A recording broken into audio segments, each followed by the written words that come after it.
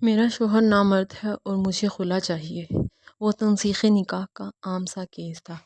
اچھی پڑھی لکھی فیملی تھی، 2 پیارے سے بچے تھے، لیکن خاتون بازد تھی کہ اس کو ہر حال میں خلا چاہیے، جبکہ میرا موکل شوہر شدید صدمے کی کیفیت میں تھا۔ جج صاحب اچھے آدمی تھے۔ انہوں نے کہا کہ آپ میاں بیوی کو چیمبر میں لے جا کر مصالحت کی کوشش کر لیں، شاید بات بن جائے۔ شوہر کا وکیل ہونے کے ناطے میں نے فوری حامی بھر لی، جبکہ بیوی کے وکیل نے اس بات پر اچھا خاصا ہنگامہ بھی کیا، لیکن خاتون بات چیت کے لیے راضی ہو گئی۔ چیمبر میں دونوں میاں بیوی میرے سامنے بیٹھے تھے۔ ہاں خاتون، آپ کو اپنے شوہر سے کیا مسئلہ ہے؟ وکیل صاحب، یہ شخص مردانہ طور پر کمزور ہے۔ میں اس کی بے باکی پر حیران رہ گیا۔ ویسے تو کچہری میں زیادہ تر بے باک عورتوں سے ہی واسطہ پڑتا ہے، لیکن اس خاتون کی کچھ ایسے بات ہی الگ تھی۔ اس کے شوہر نے ایک نظر شکایت اس پر ڈالی اور میری طرف امداد طلب نظروں سے گھورنے لگا۔ میں تھوڑا سا جھلا گیا کہ کیسی عورت ہے، ذرا بھی شرم و حیا نہیں ہے۔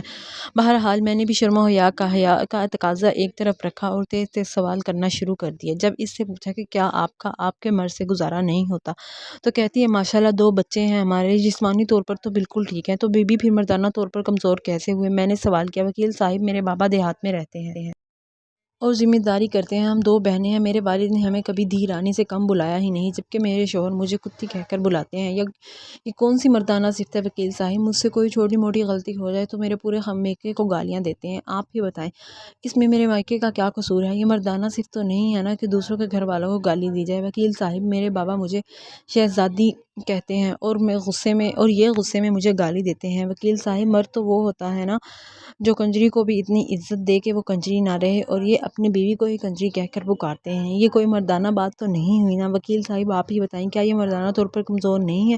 میرا تو سر شرم سے جھک گیا اور اس کا شوہر اس کی طرف دیکھ کر بولا، اگر یہی مسئلہ تھا تو تم مجھے بتا سکتی تھی نا، مجھ پر اس قدر ذہنی ٹارچر کرنے کی کیا ضرورت تھی؟ شوہر منمنایا، آپ کو کیا لگتا ہے آپ جب میری ماں بہن کے ساتھ کسی ناجائز رشتے کو جوڑتے ہیں تو میں خوش ہوتی ہوں؟ اتنے سالوں میں آپ کا کیا گیا؟ یہ ذہنی تشدد برداشت کر رہی ہوں، اس کا کون حساب دے گا؟